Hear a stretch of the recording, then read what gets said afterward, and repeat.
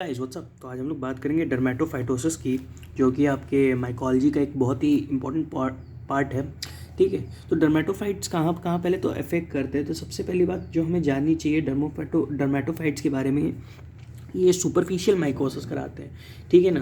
तो ये basically nails में रहेंगे, हेयर्स में रहेंगे, स्काल्प में, केराटिन वगैरह। ठीक है ना। तो ये सब वहाँ पे रहते हैं, नेल्स में रहते हैं, हेयर में रहते हैं। तो ये सब वहाँ पाए जाते हैं, ग्रॉइन पे, स्किन पे, ये सब पे पाए जाते हैं। ठीक है ना। तो सबसे पहले तो ये फंगल डिजीज़ है, it's a kind of fungal disease. ठीक। तो it is usually cause by, इसके तीन होते हैं। It is usually cause by trichophyton, microsporum और epidermophyton. These are the agents causing dermatophytosis.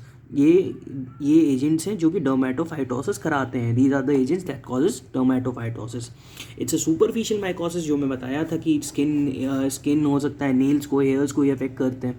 ठीक है ना। तो जो ट्राइकोफाइटन होता है ये तीनों को अफेक्ट करता है। ठीक है ना। Trichophyton it affects all three को अफेक्ट करता है। ठीक। माइकोस्पोरम जो होता है it affects skin and hair. और जो इपिडर्मोफाइटन है I think it affects skin and nails. ठीक है ना। हाँ, स्किन एंड नेल्स को ये अफेक्ट करता है। ठीक है ना, एपिडर्मोफाइटिन। राइट। तो basically it can also be called as tinea और रिंग वॉर्म इन्फेक्शन। इसको क्या कहते हैं अपन? टीनिया और रिंग वॉर्म इन्फेक्शन। तो आगे चल के आप बहुत सारी टीनियाज के नाम पढ़ोगे, जैसे टीनिया उंगलियम, टीनिया रूब्रम, जो tinea capitis, tinea corporis, tinea, अरे बहुत नाम है। ठीक है ना। तो ये सब करके आप नाम पढ़ोगे तो वो नाम आपको याद रखने होंगे आपके एग्जाम पॉइंट ऑफ व्यू से। ठीक है ना। तो ये एक बात रही कि आपके बेसिकली इसको क्या कहते हैं? टीनिया और रिंगवॉर्म इन्फेक्शन कहते हैं। It is also called as tinea ringworm infection. It can infect keratinize tissue. ये क्या करता है? केराटिनाइज टिश्यू को इफेक्ट करता है। ठीक है ना। Keratinize tissue, what are keratinize tissue? The tissues which are present on the epidermis or which are derived from the epidermis like hair, skin and nail are known as keratinized tissue, right? Classification on based on their habitat. तो इसके classification क्या क्या हो सकते हैं? ठीक है, based on their habitat. तो ये हो सकता है एंथ्रोपोफिलिक हो सकता है। तो एंथ्रोपोफिलिक के फॉर्म में अगर मैं इसको क्लासीफाई करने की बात करूं तो हमारे पास तीन क्लासेस की ऑलरेडी हम लोग जो पढ़ चुके हैं। These are trichophyton, microsporum and epidermophyton. ठीक है। तो व्हाट आर ट्राइकोफाइटन्स आपका मतलब समझोगे आप, ये क्लब शेप्ड होते हैं। ये क्लब शेप है होते हैं, मैक्रोकोनिडिया है इसके जो मैक्रोकोनिडिया है ये पेंसिल शेप्ड होंगे। और इसके जो एपिडर्मोफाइटन के जो होते हैं मैक्रोकोनिडिया क्लब शेप्ड होंगे। ठीक है ना। तो ईसी से याद कर लो, इलेक्शन कमीशन से याद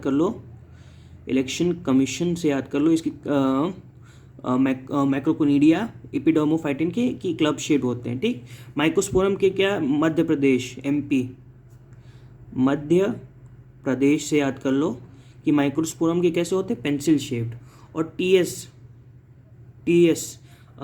क्या होते हैं? टीएस से कुछ भी बना लो यार। टीएस से आपकी क्लास में कोई, हाँ मतलब लड़की होगी, तान्या सिंह नाम से कर लो। तान्या सिंह है, जो कि कहाँ रहती है? तान्या सिंह मध्य प्रदेश में रहती है। ये इलेक्शन कमीशन गई थी अपना काम कराने। ठीक है ना। तो ये ऐसे करके कुछ कर सकते हो, आप लोग डिराइव कर सकते हो। ठीक है। तो ट्राइकोफाइटन क्या है? ट्राइकोफाइटन में तान्या सिंह हमने देखा था। तान्या सिंह को, तो सिंह कैसी थी? हमारी स्पिंडल शेप थी। और जो हमारे एमपी थे मध्य प्रदेश में, हम लोग जब गए थे तो वो क्या थी?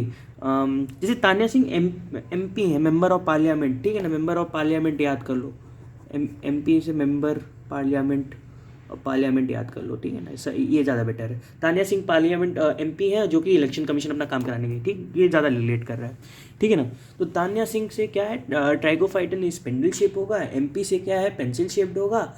ये आपका कौन सा? माइक्रोस्पोरम। और एपिडर्मोफाइटन क्या है? Election commission. तो ये क्लब शेप्ड होगा। ठीक है ना। तो इसके एग्जाम्पल्स क्या क्या होंगे? ट्राइकोफाइटन के रूब्रम हो सकता है, श्लोनी हो सकता है, टॉन्सुरंस हो सकता है। टॉन्सुरंस तो एक ही याद रखो, काफ़ी है। ये टी रूब्रम याद रखो, ट्राइकोफाइटन रूब्रम याद रखो, काफ़ी है इतना। ठीक है ना। और माइक्रोस्पोरम के लिए याद रखो ऑडोयूनी। और एपिडर्मो के लिए फ्लोकोसम। ठीक है ना। फ्लोकोसम देखो, रूब्रम, तान्या सिंह रूब्रम। और मेंबर ऑफ पार्लियामेंट कोई सुनता नहीं है, कोई सुनता है। ठीक है ना। तो ऑडोनी और मतलब कि इमिशन कमीशन वैसे ही फ्लक्चुएट, मतलब कि बहुत मिलावट भला हो चुका है तो फ्लॉकुलम ज़्यादा हो जाता है तो फ्लॉकोसम हो सकता है, ठीक है ना। तो ऐसे करके याद रखो, ठीक है ना। तान्या सिंह रेड कलर की साड़ी पहन के गई थी, रूबरम, इसीलिए ऐसे करके थोड़ा सा, रूबरम रेड कलर का होता नहीं है, ठीक है ना, याद कर सकते हो, ठीक है। कौन देख रहा है इतना। चलो जूफिलिक देखते हैं, एंथ्रोफिलिक देख लिया, जूफिलिक देखते हैं। जूफिलिक में क्या क्या क्या क्या आते हैं आपके, जूफिलिक में कौन कौन से आते हैं आपके, टी इक्विनम आता है, टी वेरोकोसम आता है, एम कैनिस आता है। तो एक आपको याद रहेगा कि एम कैनिस होता है, और एक याद करना टी वेरिकोसम, टी वेरिकोसम याद नहीं, चाहे एक काम करो, टी इक्विनम याद करो, एम कैनिस याद कर लो, ठीक है ना। टी इक्विनम, एम कैनिस, एम इक्विनम याद कर लो। वेरिकोसम पता नहीं याद रहेगा नहीं रहेगा, क्योंकि इक्विनम मतलब हॉर्स से ड्राइव हो रहा है, थोड़ा सा इक्विनस आपने अगर अपनी स्पीशीज पढ़ी होगी। और एम कैनिस मतलब, कैनिस मतलब डॉग वाली, तो माइकोस्पोरम कैनिस में हो गया, टी इक्विनस हो गया, और एम इक्विनस भी हो सकता है, ठीक है ना। तो जियोफिलिक जो अर्थ में पाई जाएगी, टी एजियोली होगी, और एम जिप्सियम होगी, जिप्सियम। तो जिप्सी वैन सुने हो जिप्सी वैन का नाम, तो जिप्सियम, माइक्रोस्पोरम जिप्सियम, ठीक है, जिप्सी वैन चलती है जो अर्थ पे, तो उसी का नाम से एक याद कर लो, जिप्सियम होगी, और एक एजियोली अगर एक याद हो सकता है, ठीक है, एक लेकिन कर लो एजियोली, ठीक है ना। पता नहीं क्या क्या नाम दे देते थे साइंटिस्ट, का कुछ भी बना देते थे नाम, उनको जैसे दिमाग में आया कि अब कौन सा नया नाम सोचे तो ऐसे करके कर देते थे, तो उसमें हाँ ये नाम हो गया, चलो ठीक है ना। जोक्स अपार्ट, तो नेक्स्ट हम लोग बात करते हैं अपने पैथोजेनेसिस के बारे में, इसकी पैथोजेनेसिस क्या क्या होती है, ठीक है ना। तो ये एक्वायर्ड बाय कैसे होता है, ये कैसे एक्वायर्ड किया जा सकता है, डर्मेटोफाइट्स कैसे आते हैं हमारी बॉडी में। तो ये डायरेक्ट कांटेक्ट से किसी के आ गए, इल फिटिंग गारमेंट से आ गए, जैसे हमने कोई लूज कपड़े पहन लिए तो उसके कारण से हो सकता है एयर के थ्रू, मतलब कि गारमेंट मतलब कि उसी के थ्रू, तो वो कुछ हमारे आ गए वहाँ पे, ठीक है ना। स्किन से आ सकते हैं पैथोजेनेसिस, स्किन, नेल पे, हेयर पे, देखते हो हेयर में 2-3 चीज़ें होती है, ठीक है। एक्टोथ्रिक्स होता है, एंडोथ्रिक्स होता है। Male are affected more because female produce progesterone, और प्रोजेस्ट्रॉन क्या करता है, इनहिबिट करता है। एक अच्छा एमसीक्यू का सवाल बन सकता है, वाई इन फीमेल, ठीक है ना, एक वाइवा के लिए भी सवाल मैं बता दे रहा हूँ, why in female dermatophytes not occur, ठीक है ना, मतलब कि फ्रीक्वेंटली, ठीक है ना। तो वहाँ पे बता कि वहाँ पे फीमेल से प्रोजेस्ट्रॉन होता है, प्रोजेस्ट्रॉन इनहिबिट्स डर्मेटोफाइटोसिस, ठीक है ना। ये एक चीज़ अगर याद रख सकते हो तो रखो, अच्छी चीज़ है ये, याद रखनी चाहिए, ठीक है ना, याद रखनी ही चाहिए, क्यों रखनी चाहिए, ठीक है। तो नेक्स्ट हम लोग बात करेंगे डायरेक्ट कांटेक्ट की पैथोजेनिस कि डायरेक्ट कांटेक्ट से कैसे स्प्रेड होगा। तो हाइफल इन्वेजन हो गया भाई, स्किन ऑफ स्काल्प, ठीक है ना, हाइफल का इन्वेजन हो गया of the skin of scalp पे, स्किन ऑफ स्काल्प पे इन्वेजन हो गया, ठीक है, स्काल्प पे भैया हाइफल इन्वेजन हो गया। Subsequent spread down the keratinized wall of hair follicle, तो हेयर फॉलिकल पे सब्सीक्वेंट स्प्रेड हो गया down the keratinized wall of, मतलब कि हेयर फॉलिकल की केराटिनाइज्ड वॉल होती है तो उसकी डाउन हो गया, मतलब कि सब्सीक्वेंट स्प्रेड हो गया है। Hyphal invasion of the skin, देखो हाइफा का इनके इन्वेजन हो गया स्किन ऑफ स्काल्प पे, ठीक है, एक कोई हाइफा आया इसकी स्किन ऑफ स्काल्प पे आके इन्वेजन कर दिया, सब्सीक्वेंट स्प्रेड डाउन हो जाएगा केराटिनाइज्ड वॉल, इसकी केराटिनाइज्ड वॉल में स्प्रेड डाउन हो जाएगा। Infection begin just above the hair follicle, infection जो है just above the hair follicle शुरू होगा और grows downwards non involving the hair, और non involving as the hair grows upwards.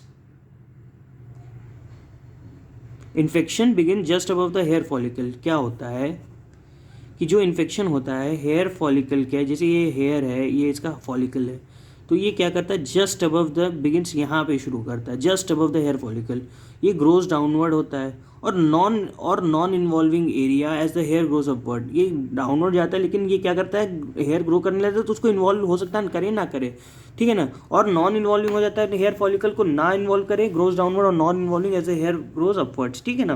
तो ये एक चीज़ हो गया। Production of dull grey circular patches of alopecia, ये क्या कर सकता है डल ग्रे एलोपेशिया करा सकता है, dull grey circular patches of alopecia, dull grey circular patches of alopecia करा सकता है, स्केलिंग करा सकता है, इचिंग करा सकता है, ठीक है ना, स्केलिंग करा सकता है बंदे को, इचिंग करा सकता है, तो ये सब काम करवा सकता है ये, ठीक है ना। क्या आपका डर्मेटोफाइट्स, ठीक, तो आया कैसे, हाइफल का इन्वेजन हुआ in the skin of scalp, ठीक, तो फिर वहाँ से कहाँ गया, ये इन्वॉल्व करता है केराटिन, मतलब कि उसके subsequent involvement of keratinized wall of hair, ठीक, वहाँ पे इन्फेक्शन कहाँ से जस्ट शुरू होगा just above the hair follicle, तो वहाँ से वो नीचे जाएगा, और कभी कभी वो नॉन इन्वॉल्विंग रह जाता है क्योंकि हेयर ग्रोज अपवर्ड करता है, ठीक है। तो ये पैचेज ऑफ एलोपेशिया दे सकता है जो कि डल ग्रे का अपीयरेंस हो, ठीक है ना, पैचेज ऑफ एलोपेशिया देगा जो कि डल ग्रे होता है, circular dull grey circular patches of alopecia दे देगा। स्केलिंग और इचिंग भी हो जाएगी, वहाँ पे खुजली होने लगेगी, स्केलिंग बनने लगेगी, ठीक है ना।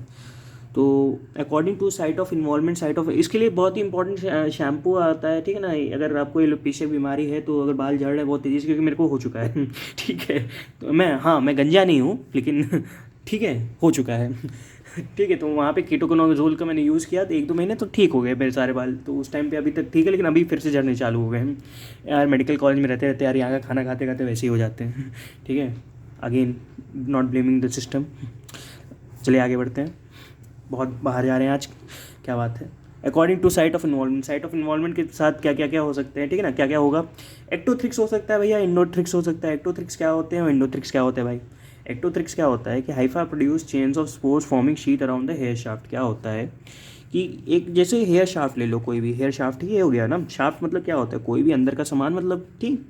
तो हाइफे जो होते हैं प्रोड्यूस करते हैं चेन ऑफ स्पोर्स, ये कोई चेन ऑफ स्पोर्स प्रोड्यूस करते हैं। ले भाई, चेन ऑफ स्पोर्स भी बना दिया हमने भाई, ठीक है, चेन ऑफ स्पोर्स बना दिए। ये शीट बना लेते हैं, sheet around the hair shaft. अब भाई ये जब चेन ऑफ स्पोर्स बना ले रहे हैं तो ये चारों तरफ बनाएंगे ना भाई। जैसे हेयर शाफ्ट मैंने, ये तो 2D डायग्राम है, 2D डायग्राम में अब इसके ऊपर भी होगा नीचे भी होगा, तो शीट टाइप का बना लेंगे ना यार। तो क्या होता है कि एक्टोथ्रिक्स के अराउंड ये क्या करते हैं, एक शीट बना लेते हैं। Hyphae produce chain of spores forming sheet around the hair shaft. एक चेन ऑफ स्पोर बना के शीट बना देते हैं हेयर शाफ्ट के अराउंड, ठीक है ना। और जो होता है इंडोथ्रिक्स का मतलब, इंडोथ्रिक्स की इन्वॉल्वमेंट करवाएंगे तो hypha produce spores within the hair. Endothrix में जो हाइफा होते हैं वो क्या कराते हैं, स्पोर्स बनाते हैं within the hair. Within the hair क्या कराते हैं, स्पोर्स का फॉर्मेशन कर देते हैं। क्या बनाते हैं, स्पोर्स का फॉर्मेशन कर देते हैं। क्या करते हैं, स्पोर्स का formation. Hyphae produce spores within the hair. Hyphae क्या करते हैं, प्रोड्यूस करते हैं स्पोर्स। क्या करते हैं हाइफा, हाइफा क्या करते हैं, प्रोड्यूस करते हैं spores within the hair, ठीक है ना। ठीक, तो नेक्स्ट बात करते हैं कौन कौन सी बीमारियां इससे होती है साइट ऑफ इन्वॉल्वमेंट के कारण से ना। और एक बात याद रखना भैया, इंडोथ्रिक्स पे बताया था कि हाइफा जो होते हैं प्रोड्यूस करते हैं spores within the hair, ठीक है ना। पढ़ाने में मन नहीं है लेकिन पढ़ाऊंगा, चलो कोई ना, ठीक है। इंडोथ्रिक्स पे क्या करते हैं, हाइफा प्रोड्यूस करते हैं spores within the hair, ठीक है ना। हाइफा क्या करते हैं, प्रोड्यूस करते हैं spores within the hair. Within the hair में क्या करते हैं, हाइफा क्या करते हैं, स्पोर्स बना लेते हैं, ठीक। नेक्स्ट बात करते हैं टीनिया कैपिटिस की। कैपिटिस मतलब कैप, कैप से याद करो स्काल्प।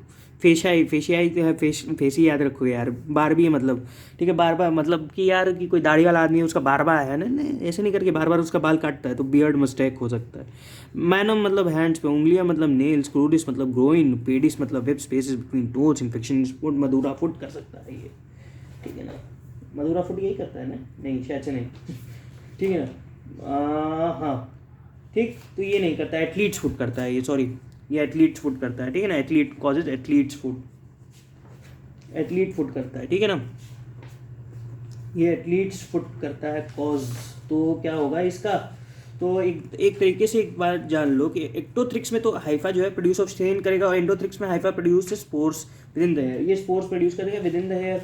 अब विद इन द हेयर जब इसमें स्पोर्स प्रोड्यूस कर दिए तो भाई क्या मतलब कि क्या अपने को इससे क्या निकालना है, इससे हमको अपने बेनिफिट के लिए क्या निकालना है, ठीक है ना।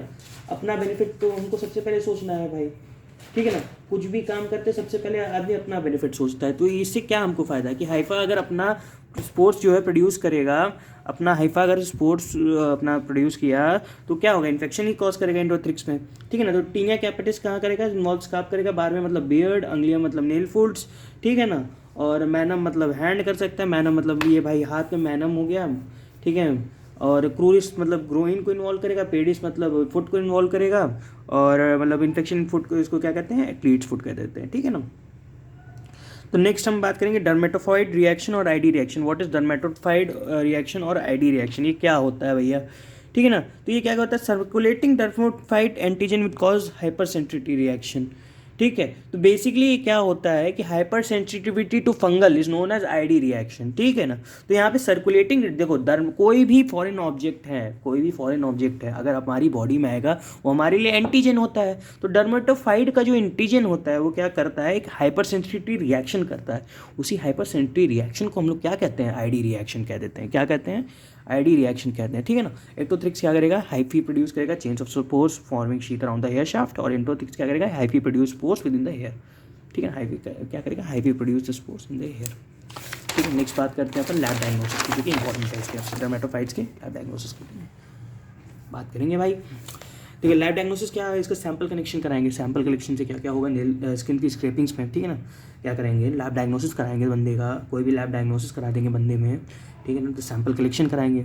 सैंपल कलेक्शन में क्या क्या हो सकता है भाई, स्किन, नेल, हेयर की स्क्रैपिंग्स लेंगे भाई, ठीक है ना, स्किन की स्क्रैपिंग्स लेंगे तो क्या होगा, मार्जिन ऑफ द लीजन्स पे लेंगे, ठीक है, विद द स्काल्पेल, स्काल्पेल से मार्जिन ऑफ द लीजन, ठीक है, लीजन जैसे कोई लीजन हो गया तो हम इतने बेवकूफ़ नहीं है कि लीजन ही खोद खोद के निकाल लें, उसकी मार्जिन से लेंगे ना, तो बेवकूफ़ तो हम लोग है नहीं, ठीक है, कहाँ से लेंगे, इसलिए मार्जिन ऑफ द स्किन से लेंगे, ठीक है। नेल स्क्रैपिंग्स कैसे लेंगे, deeper part is collected and superficial part is discarded.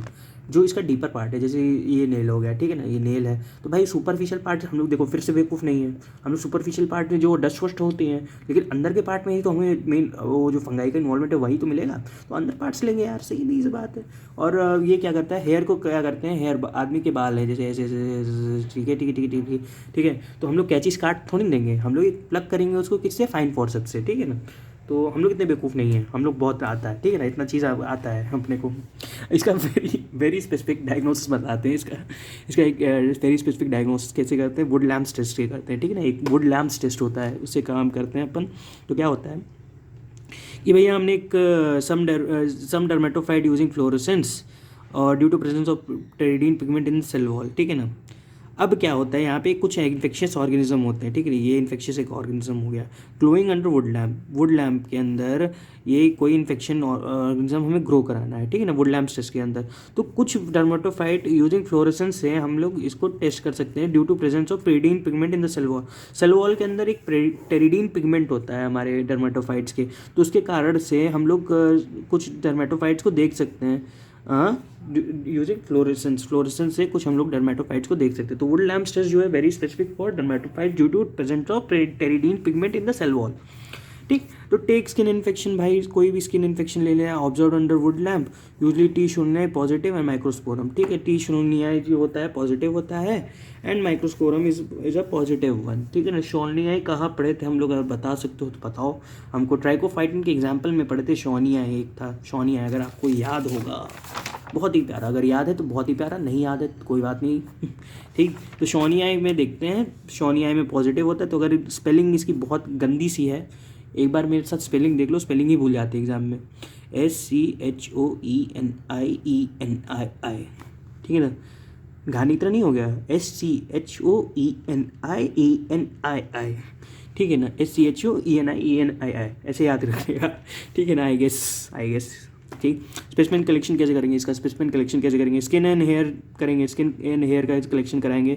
तो इसका जैसे स्किन और हेयर में अगर कलेक्शन करेंगे हम लोग, स्किन और हेयर का कलेक्शन करेंगे तो डिजॉल्व किसमें करेंगे, 10% ऑफ KOH में। नेल कहाँ करेंगे, नेल थोड़ा सा हार्ड होता है इसलिए उसको ज़्यादा KOH% चाहिए होगी, ठीक है ना, because more concentration to dissolve tissues, ठीक है, 20 से 40% का हमको चाहिए होगा, ठीक है ना। वी विल सी सेप्टे, तो इसके बाद हम लोग क्या देखेंगे, सेप्टा देखेंगे, हाइफा देखेंगे विद एंट्रोकोनिडिया, ये सब देख लेंगे हम लोग इसके, हाइफा देखेंगे, सेप्टा देख लेंगे, ठीक है ना, अपना सेप्टा, हाइफा, एंट्रोकोनिडिया ये सब देख सकते हैं। तो एक्टोथ्रिक्स पे आपको देखो शीट लाइक स्ट्रक्चर मिल रहा है कुछ, ठीक है ना। एंडोथ्रिक्स के इन्फेक्शन में क्या है, स्पोर्स प्रोड्यूस कर लेता है अपना जाके हाइफी, ठीक है ना। और ट्राइकोफाइटन दिख ही रहा है, ठीक है ना, कैसा होता है, तान्या सिंह कैसे, मतलब स्पिंडल शेप, ठीक है।